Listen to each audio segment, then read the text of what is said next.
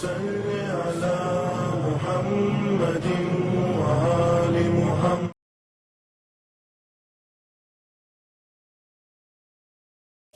السلام علیکم ورحمۃ اللہ وبرکاتہ. پروردگار عالم سے استدا ہے کہ جہاں بھی رہیں خوش رہیں، آباد رہیں، شاد رہیں.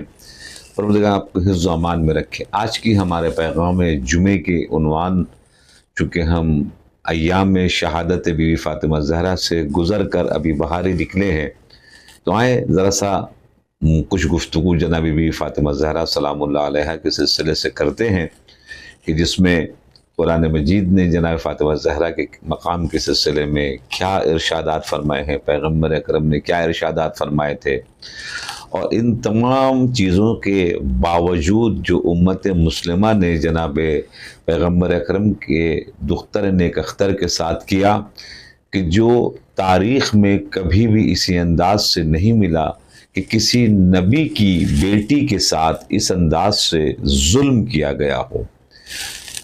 پروردگار عالم نے جناب فاطمہ زہرا سلام اللہ علیہا کے لیے پورا سورہ نازل کیا. بسم اللہ الرحمن الرحیم. انا اعطیناک الکوثر فصل لربک وانحر ان شانئک هو الابتر.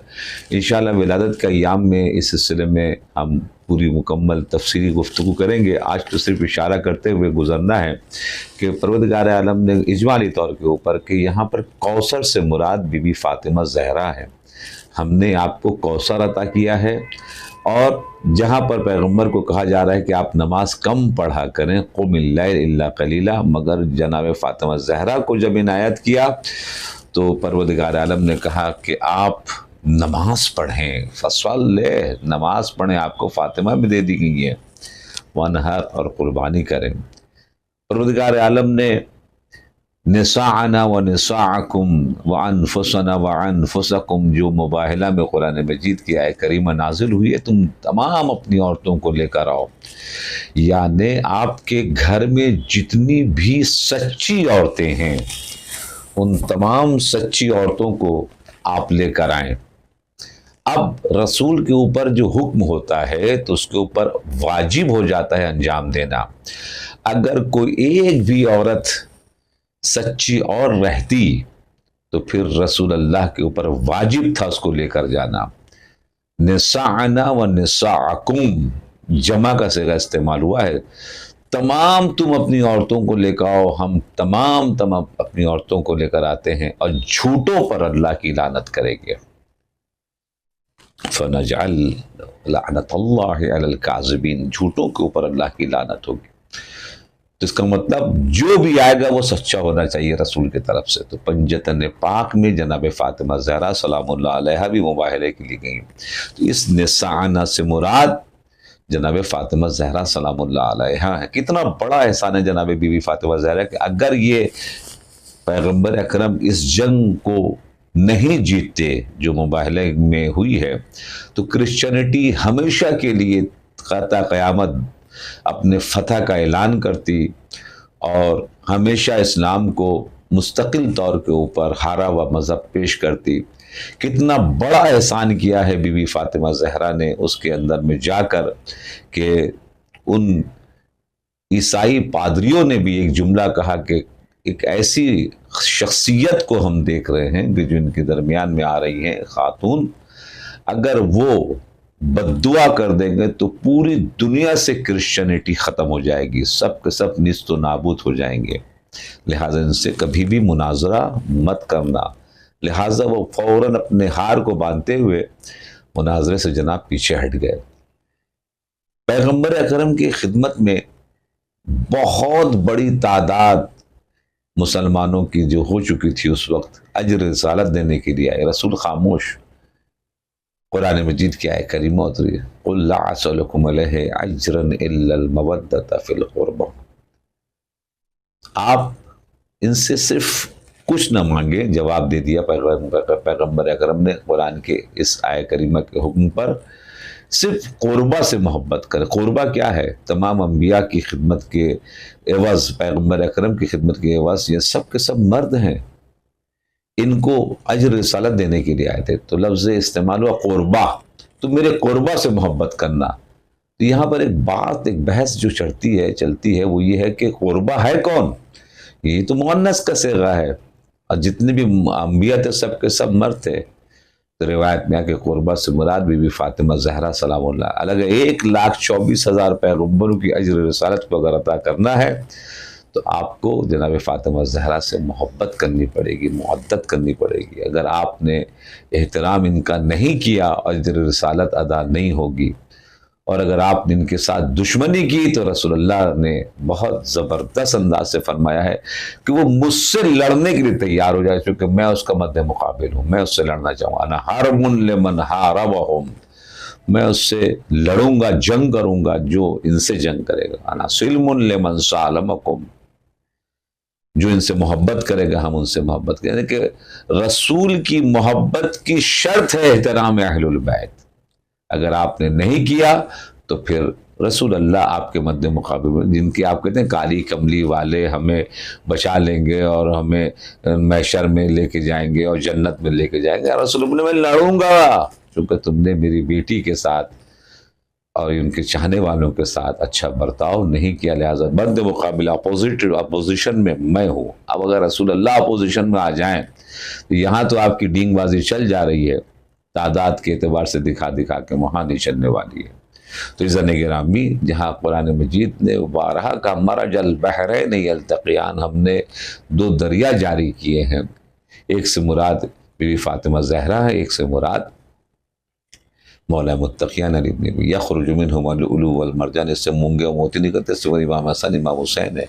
یعنی آج جو پوری دنیا میں امامت کا سلسلہ ہے، کربلا میں امام حسین نے بچایا، یا اس کے علاوہ تقریباً تمام انبیاء، تمام ائمہ معصومین نے جو خدمات انجام دی ہیں، وہ سلسلہ شروع ہوتا ہے ان 2 دریاؤں سے.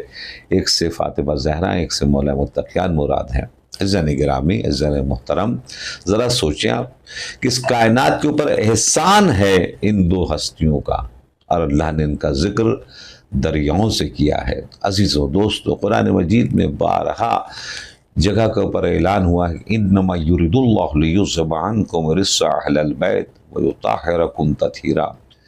مرکز تعارف بنایا اس طہارت میں. ومن تحت ھذا الکساء، اس چادر کے نیچے کون ہے جہاں یہ آیت کریمہ نازل ہوئی ہے، یہ اہل البیت جن کی طہارت کا اعلان ہو رہا ہے. تو پھر مرکز تعارف پروردگار عالم نے حدیث قصہ میں اعلان کرے ہم فاطمہ و ابوہا و بعلہا و بنوہا. اس میں فاطمہ ہے، فاطمہ کے بابا ہیں، فاطمہ ہے، فاطمہ کے شوہر ہے، فاطمہ ہے، فاطمہ کے بچے ہیں، و بنوہا، ان کے بچے ہیں. عزیز و دوستو، ذرا سوچے تو ذرا مرکز تعارف اللہ نے بی بی فاطمہ زہرا کو بنایا ہے. لوگ رسول اللہ سے اپنے آپ کو نسبت دے کر اپنے آپ کو فضیلت والا بنانے کی کوشش کرتے ہیں، مگر اللہ یہ اعلان کر رہا ہے حدیث قصہ میں جس کا رشتہ فاطمہ کے ساتھ ہے وہ عزت دار ہے، جس کا رشتہ فاطمہ کے ساتھ نہیں ہے وہ عزت دار نہیں ہے. اگر فاطمہ سے اچھے تعلقات ہیں سلام اللہ علیہا تو آپ لائق احترام ہیں، اور اگر فاطمہ زہرا سے آپ کے اچھے تعلقات نہیں ہیں تو آپ کچھ بھی ہیں مگر قابل احترام نہیں ہیں. عزیز و دوستو، اس کے بعد پھر حدیثوں میں تو معاشر من اضاء فقد اضاء، اس کے بعد لحم کا لحمی، دم کا دمی، ان کا گوشت میرا گوشت ہے، ان کا خون میرا خون ہے.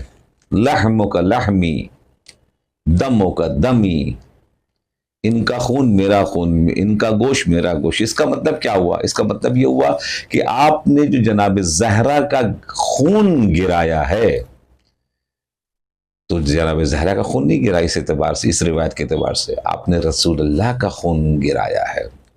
آپ نے جناب زہرا کی پسلی نہیں توڑی، آپ نے پیغمبر اکرم کی پسلی توڑی ہے.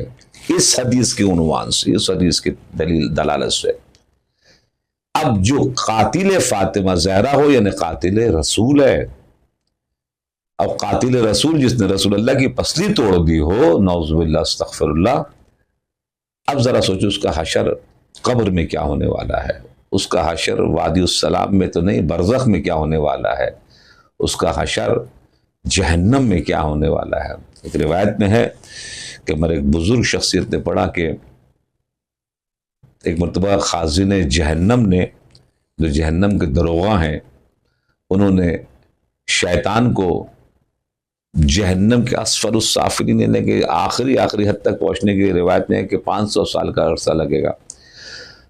ایک مرتبہ جا کے آخری حصے کی شیطان کو زیارت کروائی جہنم کی خطرناک سے خطرناک ترین، تو وہاں بالکل آخر میں تابوت ہے، آگ سے لال سرخ ہو رہا ہے اور 3 تابوت ہے۔ تو شیطان نے پوچھا کیا یہ میری جگہ ہے؟ مجھے یہاں پر ڈال کے جہنم میں عذاب دیا جائے گا؟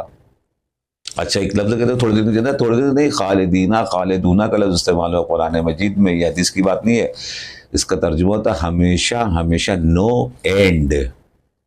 جنت کو اب نجاست سے دور رکھا گیا ہے، نجس لوگوں کی جگہ نہیں ہے، وہاں پاک لوگوں کی جگہ ہے، لہٰذا جنت کے ماحول کو خراب اللہ نہیں ہونے دے گا۔ دنیا میں آپ نے نجاست پھیلا کے جہاں کے ماحول کو، دنیا کو جنت نما بنانے کے بجائے جہنم نما بنا دیا، مسلمانوں کی عزت برباد کر دی۔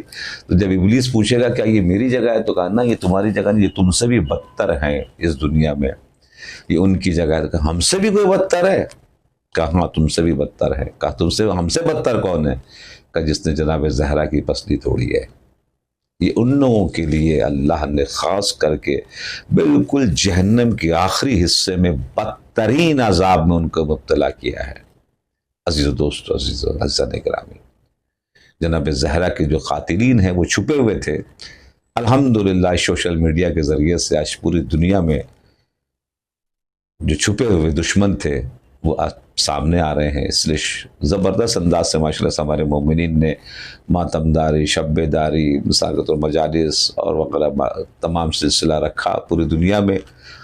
پروردگار کے تمام ان خدمات کو قبول فرمائے۔ آخر میں جو حالات چل رہے ہیں، پورا دشمن، پورا یورپ، پورا یونائٹڈ نیشن کا حساب کتاب سب ایک طرف ہو کر وہ اب سمجھ گئے ہیں کہ یہ علی والے جو ہے میدان میں ہیں، اگر ان کو مثال کے طور کے اوپر نہیں ہرایا تو پھر پوری دنیا پر جو ہماری حکومت ہو رہی ہے یونائٹڈ نیشن کے ذریعے سے، آپ نے دیکھا کوئی بھی قانون اسرائیل کے خلاف کیا بن رہا ہے، ورلڈ کوڈ کچھ کر پا رہا ہے، ہیومن رائٹس کچھ کر پا رہے ہیں، ذرا سا کچھ ہو جاتا ہے تو فوراً ایک لڑکی کا بھی معاملہ کچھ دن پہلے آیا لباس کے سلسلے سے تہران میں، تو سب ہیومن رائٹس والے جناب والا کود پڑے اور ایسا ہو رہا ہے ویسا بہ رہا ہے۔ ان کو اندھوں کو نظر نہیں آتا ہے کہ اس وقت لبنان میں کیا ہو رہا ہے، غزہ میں کیا ہو رہا ہے، فلسطین میں کیا ہو رہا ہے، کہ ان کا نظر نہیں آتا۔ نہیں، یہ بنائے گئے ہیں صرف اس لیے تاکہ اسرائیل کی حفاظت کی جائے۔